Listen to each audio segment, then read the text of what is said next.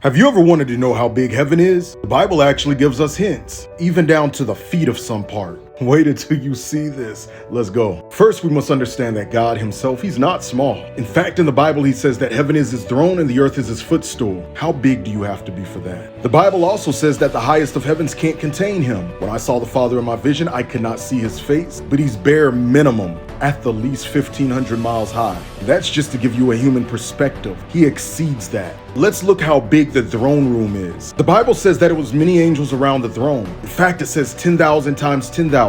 When we multiply 10,000 times 10,000, we get 100 million. So 100 million plus angels, not including the people, can go around his throne. To put this in perspective, think how many can go around your chair right now. And that's just around his throne. The walls of the city, not the country of heaven, but the city, is 216 feet thick. Shaq is 7'1". When you divide 7 feet and 216 feet, you get about 31. Imagine 31 Shaqs standing on top of each other. That's how thick the walls are. The length, width, and height are about 1,400 to 1,500 miles. So let me give you perspective of that. And this is just the city, the New Jerusalem. To get from Chicago to New Mexico, that's about 1,313 miles. Currently, it'll take you over 23 hours to drive. That's how long the New Jerusalem is, a little above that. If you've ever walked around downtown LA or Chicago, it has nothing on downtown or slash the city of the New Jerusalem. And this is just the length of the New Jerusalem. Now let's go to the height of the New Jerusalem.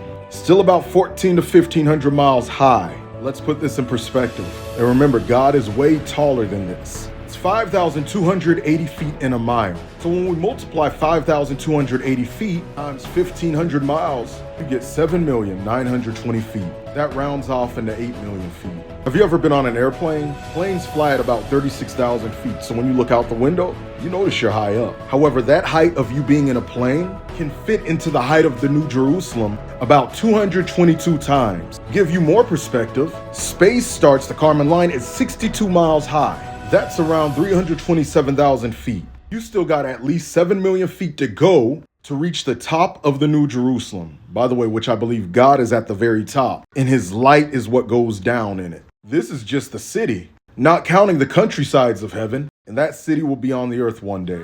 Ultimately, understand that this is just a portion. Cities on the earth do not compare to the cities of heaven. Heaven is extremely huge. The New Jerusalem is extremely huge, and God is way bigger than that. I say all that to say we serve a huge God. I hope this puts heaven in perspective and gives you a little more faith. To accept Christ, check my pinned video, follow for more, and check the pinned videos for more content as such. Now, if that kind of stuff interests you, my wife and I are doing a 3-day marriage class. The deadline's soon. We're going to be discussing the location of the Garden of Eden and more. Click the link in my bio for more information.